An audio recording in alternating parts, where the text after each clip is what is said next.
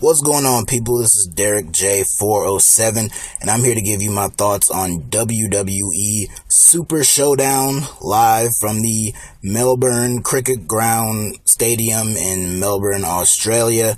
WWE's big live WrestleMania-like event from Australia aired at 5 a.m. this morning. Of course, I did not get up that early on a Saturday morning. After working a full-time job all week, getting up at 5 a.m. on a Saturday, are you crazy? And to all the people from the UK and overseas and all that kind of stuff who talk all the time about how they get up late. They stay up late to watch WWE shows and all that kind of stuff. I salute you. I more than enough respect to you people who do that, especially the people who do that for the shows that we have nowadays. Much respect to you, but I'm not doing that, especially for a show like this. But when I eventually did get up, which basically was after the show was almost over, I did sit down and watch it. I had a very nice breakfast alongside with it, made a nice little omelet, had some grits to go along with that, so I had a nice little breakfast to watch Super Showdown, and I thought overall it was an alright show. It was basically a house show, but my thoughts on this show are pretty much the same as the greatest Royal Rumble earlier this year in Saudi Arabia. A lot of good shows, a lot of good matches up and down the card,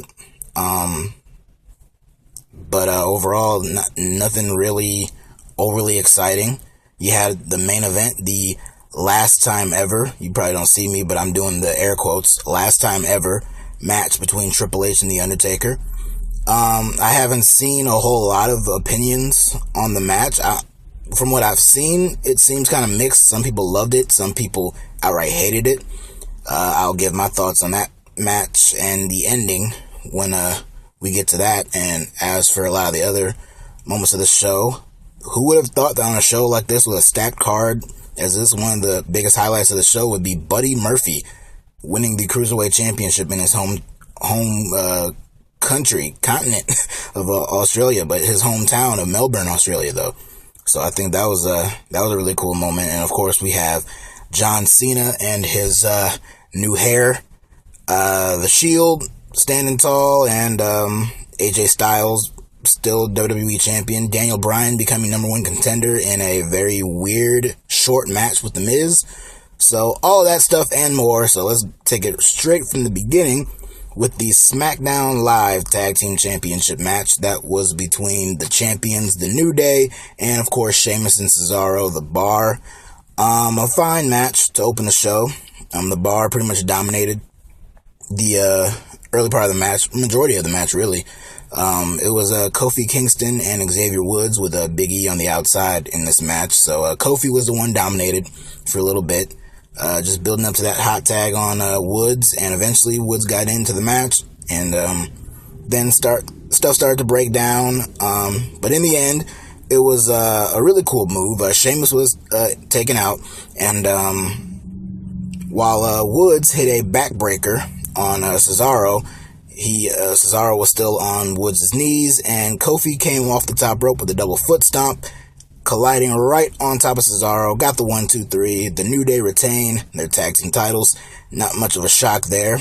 I do think the Bar could potentially be the ones to take the belts from the New Day, but I just don't think that'll be happening anytime in the near future. Up next, we had the SmackDown Women's Championship match. Becky Lynch defending the championship against Charlotte Flair. I was curious on what the reaction would be to Becky in Australia, and it was pretty much just the same as it is everywhere else. Becky got thunderous cheers. Well, not thunderous. I don't know about you guys, but the crowd sounded kind of quiet at certain points during the show. I don't know if it's because of the stadium, and the sound goes up in stadiums, but usually WrestleMania stadiums, that kind of affects it sometimes, but not really, not all the time. It really did sound like the crowd was pretty quiet for a lot of the night, but when they were into something, they were really into it. But I don't know. But Becky did get a very good reaction. Charlotte got booed, of course. They had a really good match, about the same as their match they had a few weeks ago at Hell in Cell, so nothing really overly special about this match. Becky's heel side came out in this match, of course. Becky, when she saw that she just couldn't put Charlotte away, Charlotte was just fighting off everything that Becky was doing. I think she hit her with like 2 spears up to a point in this match. Well, I know at one point, Charlotte went for a moonsault and Becky moved out of the way. But then Becky went for a diving leg drop and then Charlotte moved out of the way of that. So we get to a point where Becky is just fed up with Charlotte and she's about to leave. She goes to collect her championship. This got a little bit of boos. I heard some boos for it. So she went to leave with the championship and then Charlotte kind of cut her off and she brought her back in the ring. But the championship was also in the ring. So now the two are fighting again, and Charlotte hits one more spear on Becky, locks her in the figure 4, and is trying to get that bridge into the figure 8. Becky's inching closer to the ropes, or so we thought. She was aiming for the ropes, but she was aiming for something else. So Charlotte got in the figure 8, but as soon as she got it in, not too long after, Becky, what she was reaching for was the championship belt that was still in the ring when Charlotte threw Becky back in the ring. So she grabbed the championship belt and just started to hit Charlotte in the leg with the belt and got the DQ. So Charlotte wins by disqualification, but of course Becky is still the champion. Becky went to leave and she was midway up the aisle and Charlotte came from behind, attacked her, brought her back towards ringside, but it was Becky who got the better of Charlotte and left her laying at ringside, kneed her face first into the security wall. And then later on the show, they announced that this Tuesday on SmackDown, there will be a rematch for the championship between Becky and Charlotte. So I understand that they want to get a big main event for SmackDown, and I'm sure that's going to lead to another big main event for the Evolution show in a few weeks. But yeah, it was a pretty lame finish. Just seeing Becky in the submission and just hitting her a bunch of times with the belt, it seemed kind of lame. And even on a DQ finish, Becky Lynch took the easy way out and got herself disqualified. And then when Charlotte went to attack Becky for doing that, rightfully so attacking her, she still got booed. So, heel, whatever you're doing with Becky, believe me, it's working. Becky is doing tremendous work, but in terms of trying to get her booed, it's not really working. It worked for a second in this match, but it didn't last that long because people aren't going to boo her.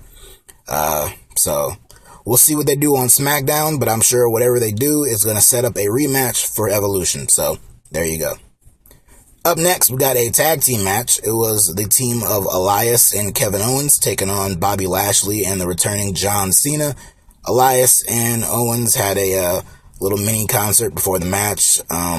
It just made me think of the little concert they had on Raw this past week, where they made fun of Seattle for losing their basketball team, and the heat that Elias got in that segment. He and Kevin Owens, they couldn't even really talk because the crowd, it was just visceral heat, and a lot of people were calling that one of the best segments in a long time in WWE, and one of the best examples of heel heat in a long time in WWE, and I would have to agree. It was truly amazing. I had to go out and seek it because I just don't watch Raw on a regular basis anymore. I watch clips that I see on Twitter and Instagram and Facebook and all that kind of stuff, but I don't seek out to watch the show on television anymore. And many of you aren't either, since they keep having low ratings. But yeah, so that was a good segment.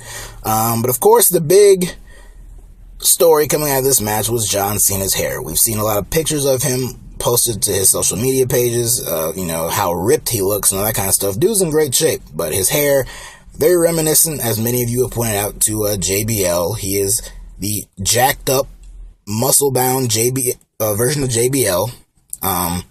And Cena, with that haircut, with the armbands and the jorts and the sneakers, it looked weird. It looked very weird. So not a fan of the haircut, but I guess that's what a big drastic breakup with Nikki Bella will do to you. I don't know. So the match was a basic tag team match. The heels worked over Bobby Lashley for a good chunk of it, waiting on the hot tag to John Cena. And of course, Cena eventually did get in the match. he hit his 5 moves of doom on Elias, hit him with the attitude adjustment, and then he busted out his new 6th move of doom. I don't even know what it's called. Corey Graves was saying, I think he repeated it 3 times. I didn't look it up, so I just tried to write down what I could interpret him saying, and what I got was the Shan Dien Tuan Do. It was some kind of punch. He morphed up or whatever. He crosses his fists in some Dragon Ball Z type shit, and he just delivered a weak looking punch to Elias and got the pin. So I don't know if the 16-time world champion should be having a finisher like that, but whatever. Michael Cole, of course, is still calling him the greatest of all time. Debatable, of course, although I'm sure a lot of you would vehemently disagree with that, but hey, that's the narrative they're going with. So Cena and Lashley get the win. Cena cuts a promo afterwards saying how, he doesn't forget where he comes from and how WWE is his home and all that kind of shit. So that was that. Up next, Asuka and Naomi took on the Iconics, Billie Kay and Peyton Royce. Of course, Billie Kay and Peyton Royce are both Australian, so they got a huge reaction. They played up, basically, they didn't do anything in their promo to come off as heelish or anything like that. They were pure baby faces in the eyes of these fans, and Asuka and Naomi were booed for it. So, poor Asuka. Although Naomi's entrance, where she does the glow-in-the-dark stuff, Asuka's mask glowed in the dark, so I thought that was a cool image. But the image of Asuka and Naomi dancing together was pretty sad, because I just have no interest in seeing Asuka dancing and being goofy like that. But it is what it is. Now she's in this match being goofy and being booed by the crowd. Granted, it was a partisan crowd, but still. And the Iconics managed to get the win. Billie Kay was holding Naomi. So she was holding her up, and Peyton came out of nowhere with a running knee strike to Naomi, and and Peyton got the pin over Naomi, and that was that. Nothing really special about the match other than the fact that the fans were just in Billie and Peyton's corner, and neither one of them have done anything since debuting on the main roster after WrestleMania earlier this year. They've pretty much been a waste, but on this night, in front of this crowd and getting this win. And I even looked on the Twitter page a little after the show. They were posting up videos of post-match interviews and all that kind of stuff. They had one for Billie Kay and Peyton Royce, and it showed them, the interviewer showed them the reactions of both of their parents watching them and how emotional both of them got seeing their parents watch them make their entrance and wrestle and all that kind of stuff. So it makes you love them. But of course, this week on SmackDown, they'll probably be back in the US, and they'll be back to being annoying and not giving a shit. We'll probably even get this exact rematch with the babyfaces winning. But on this night, they looked important. Up next, Samoa Joe challenging AJ Styles for the WWE Championship. No disqualification, no countout. There must be a winner. This was a good match. I think the 3 matches we've seen AJ and Joe have up to this point have all pretty much been around the same level of good. Nothing fantastic or anything like that, but this match had a lot of good storytelling. Of course, Joe has been terrorizing AJ, terrorizing his family.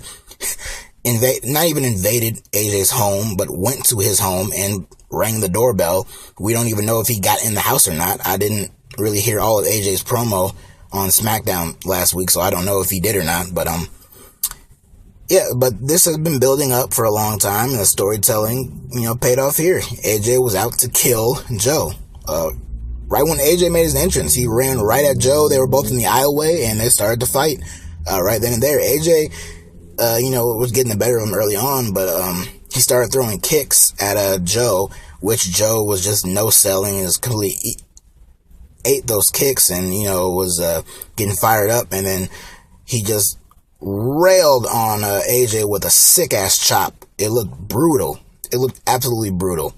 And then from there, they fought for a while. It took a while for the no DQ thing to start to come into play, but eventually Joe did bring in a chair, which AJ used first. I think he used the chair on Joe, but eventually Joe got the better of that and hit AJ with an enziguri on that, step up enziguri in the corner. He hit it on AJ, but he put him through the chair, which was seated upright.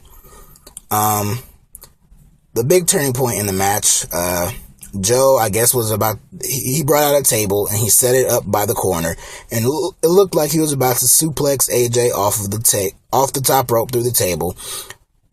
But AJ managed to wiggle out of it and then had Joe on his shoulders, and then he just fell back and both of them went through the table, and then Joe started to he just started to cradle his leg, saying he had a leg injury. The referee pulled him inside in the corner.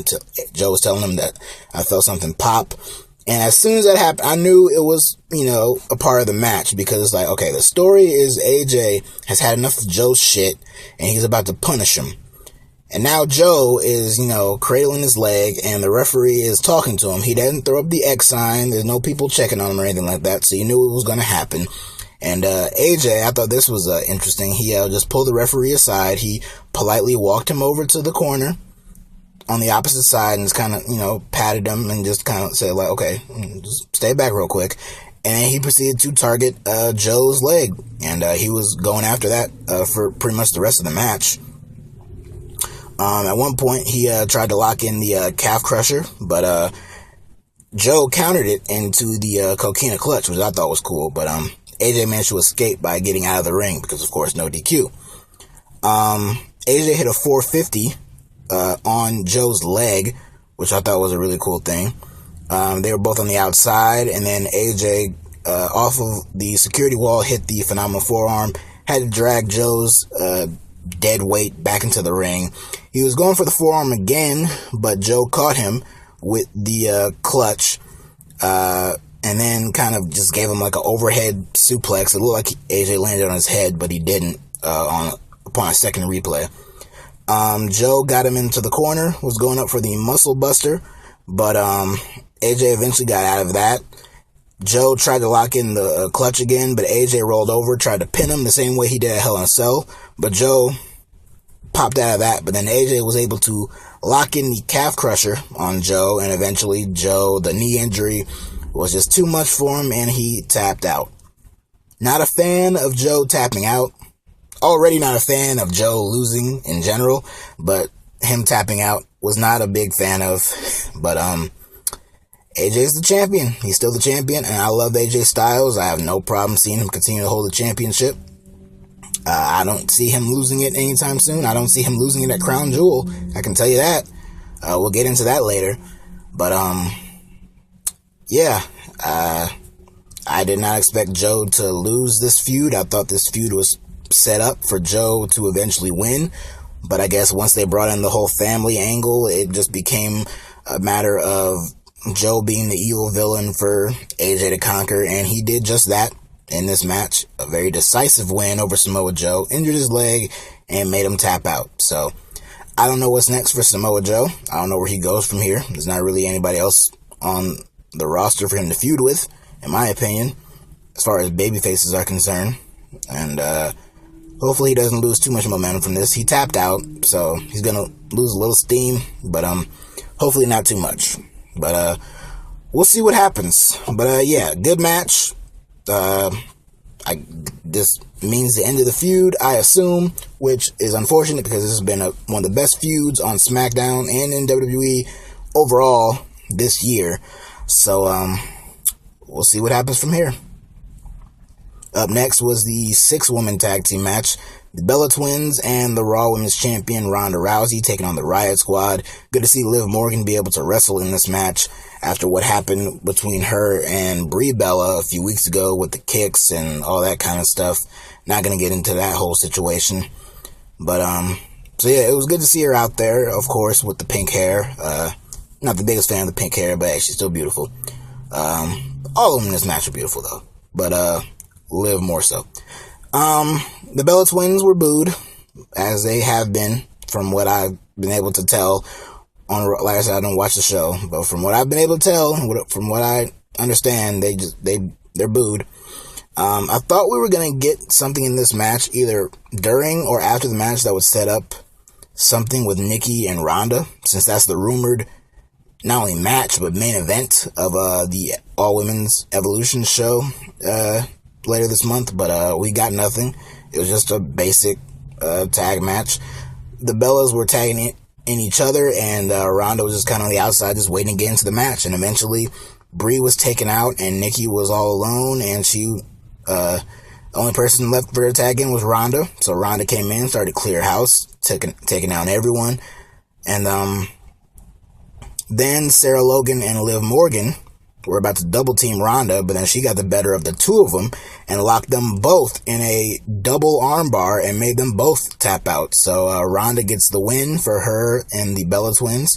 I was waiting on something to happen after the match, like Nikki give her a forearm or something like that, hit her with the rack attack or whatever she does, and nothing happened.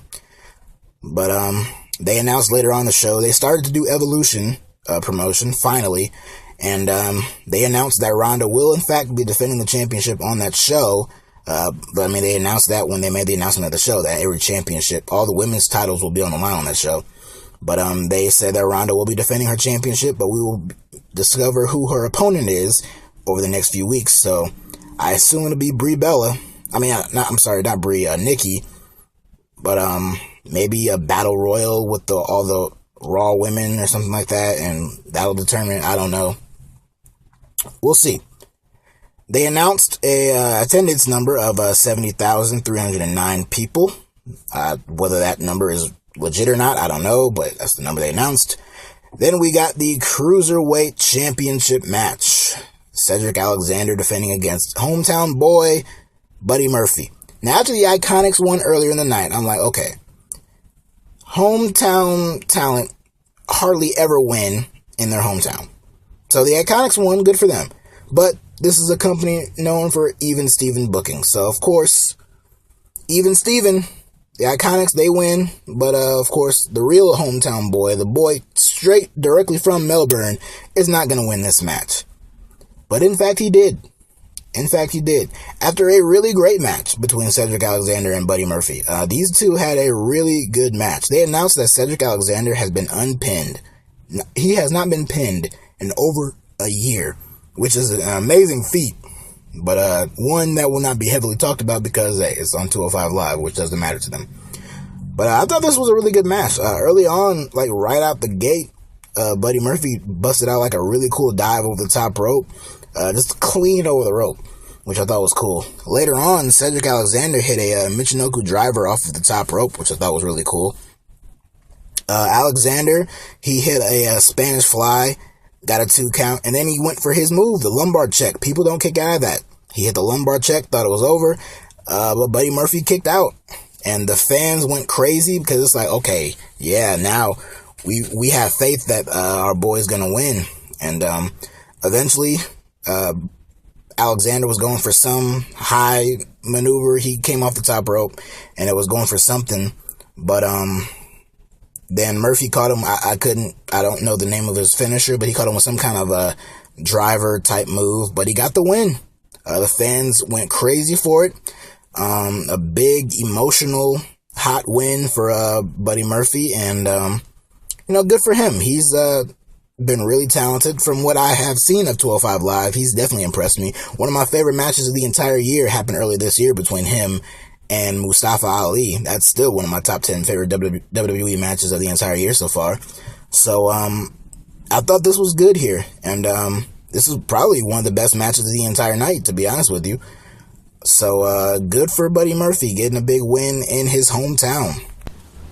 Up next, we got a 6-man tag team match. The Dogs of War, as they're called, Braun Strowman, Drew McIntyre, and Dolph Ziggler, took on the team of The Shield. Roman Reigns, Seth Rollins, Dean Ambrose. Good fight. Really good fight here. A big brawl before the bell even rang. They were trying to triple powerbomb Braun through the announce table, but McIntyre and Ziggler came back in, and then they isolated Seth Rollins, who went on who went on to get his ass kicked for a good chunk of the match, to be honest with you.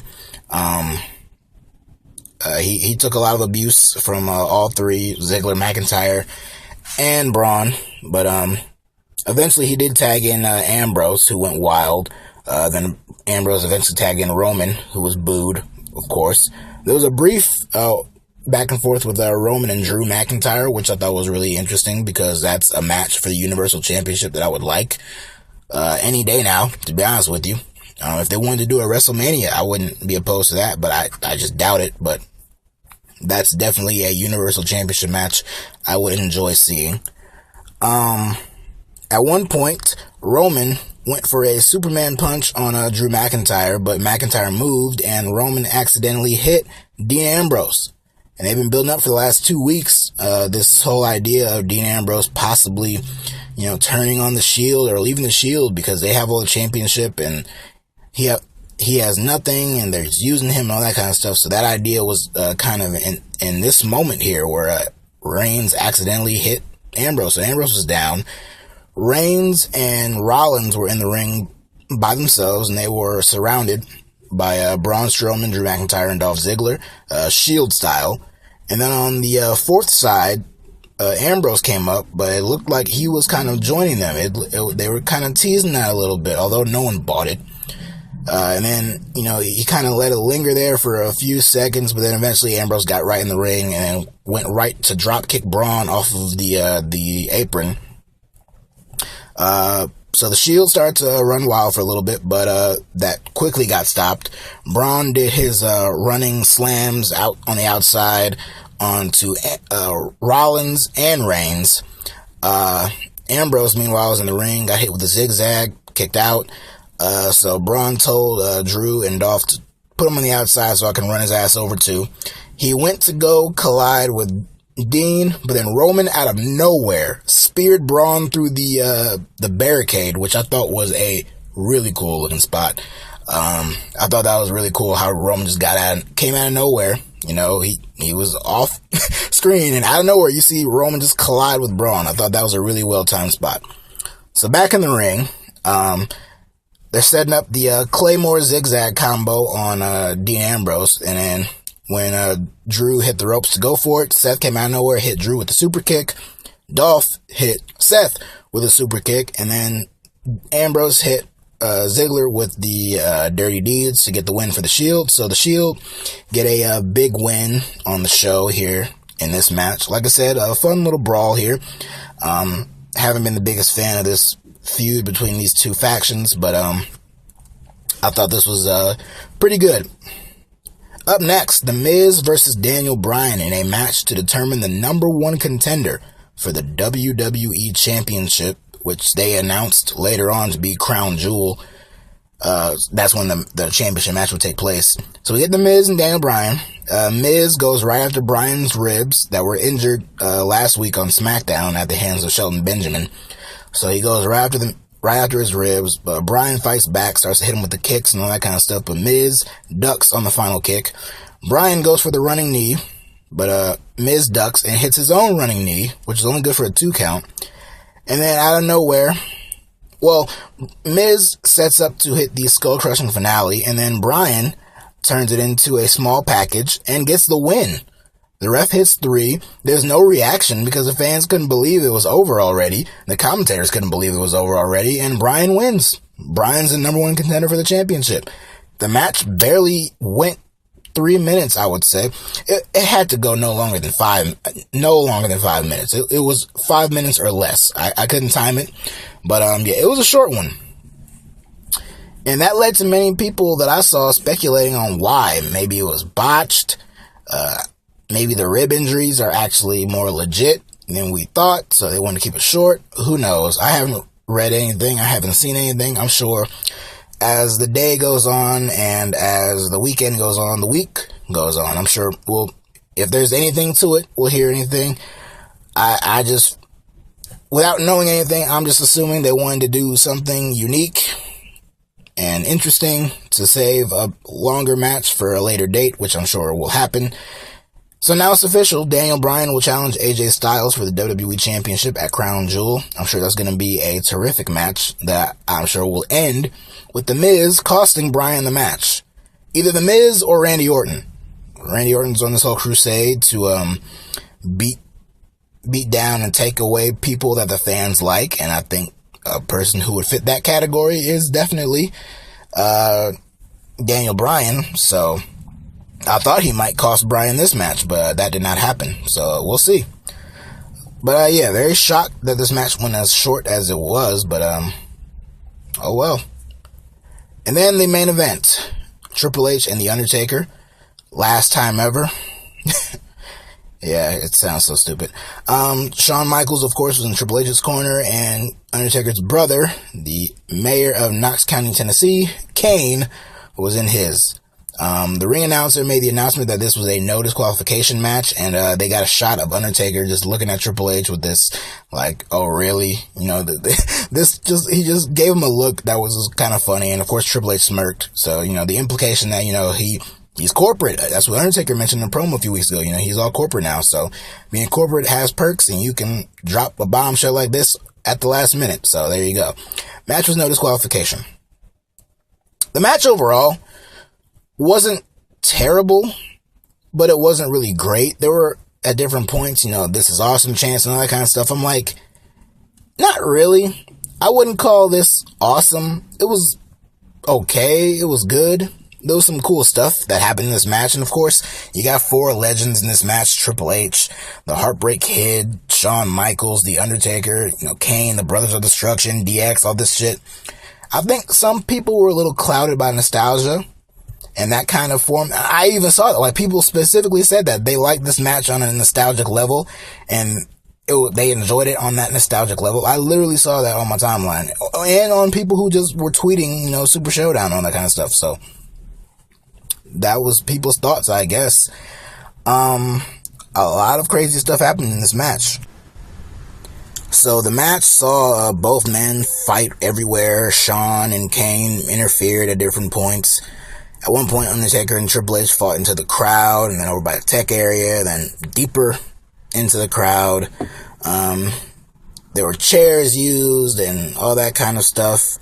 At one point, Undertaker teased that he was going to dive over the top rope onto Triple H and Shawn Michaels, and then Triple H came in and cut him off and hit him in the gut with a chair, which, great, because Undertaker has no business doing dives over the top rope anymore. Kane pulled Triple H out of the ring, and he was going for him, but then he got double teamed by Shawn Michaels and Triple H. Shawn hit him with the sweet chin music. He was laid out on the table, and then Triple H came off of the apron and hit a elbow drop onto Kane through the table. Back in the ring, Undertaker hit Triple H with a chokeslam and a tombstone, only good for a 2 count. Then he punched the ref, so Undertaker's a dick. Undertaker started to punish Triple H with a chair. It looked like he was about to wrap the chair around Triple H's neck and throat. And then Shawn got in there and, you know, was selling, you know, you going too far. And then once he got in the ring, Undertaker punched him right in the face, but then Triple H laid him out with a spine buster. Eventually hit him with a pedigree, and that's when another referee came in, but it was only good for a 2 count. Then he wrapped the chair around Undertaker's neck and actually stomped on it. He got up on the top rope and came down with a foot right onto the chair, although by the looks of it, it didn't really look like it connected all that well, but it is what it is. But Kane got back up and pulled the referee out of the situation. Both men are fighting some more. Kane gives Undertaker a chair. Shawn gives Triple H his sledgehammer. They start to fight with that. Triple H hit the sledgehammer. The sledgehammer is what I said. The sledgehammer. He hit that onto the chair, back into the Undertaker's face. So Taker's down, but then Undertaker locks Triple H in Hell's Gate. And Triple H starts to use the sledgehammer to kind of choke out the Undertaker, but both men are getting choked out here. So they're both laid out. There's no referee. There's a little bit of applause for this, you know, both men, you know, giving it all they got, or whatever. And then Undertaker goes for a tombstone on Triple H, but then Shawn Michaels comes in, hits him with sweet chin music, which Undertaker no-sold. And then Shawn went for it again, and then Undertaker picked up Shawn going for a tombstone on him. But then, as he had him in position, he turned around and got hit with a sledgehammer to the face from Triple H.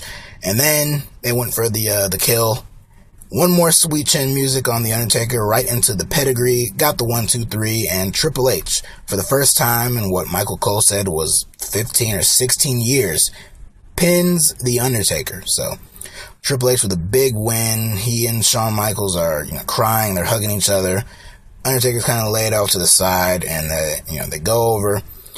Undertaker has Triple H's sledgehammer, and as a gesture of goodwill or whatever, he hands it off to Triple H, and Triple H throws it away, and then he helps Undertaker back up to his feet.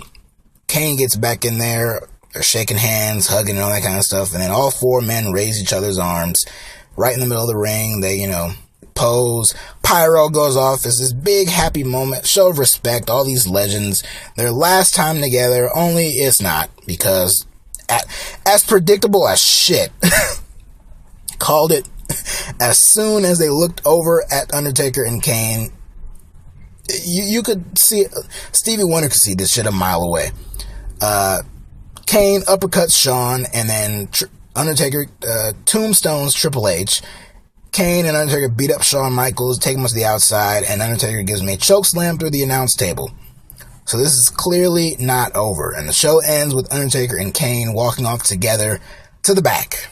So this is clearly setting up a tag team match at either Crown Jewel or Survivor Series or maybe even WrestleMania, which means Shawn Michaels will most likely be coming out of retirement.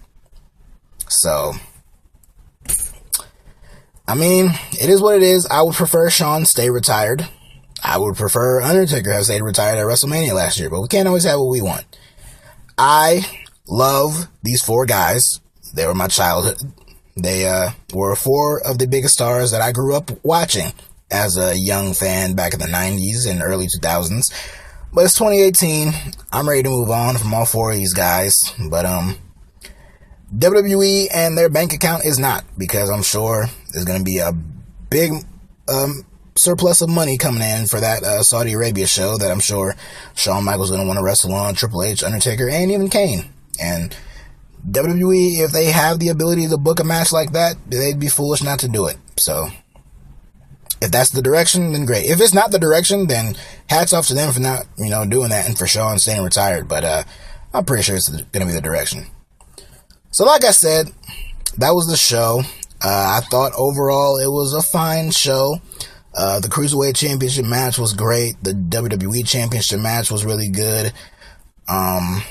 The six-man tag, the Shield and Braun and Drew and Dolph, was a fun little match. The main event was okay. I didn't hate it, but it was nothing compared to the two matches that Undertaker and Triple H had at WrestleMania 27 and 28, or even 17. So, but it was a fine match, and like I said, if it sets up a tag team match at a later date, then so be it. Daniel Bryan becoming number one contender in a few minutes was weird, but I'm interested to see how that plays out and what story they tell with that. So, but yeah, overall, a fine show. Nothing too bad about it. Next on the docket is going to be Evolution, and after that, Crown Jewel, and then Survivor Series. So, that's about it for me. I'm burning up, and I'm ready to get on with my day. So, check y'all later.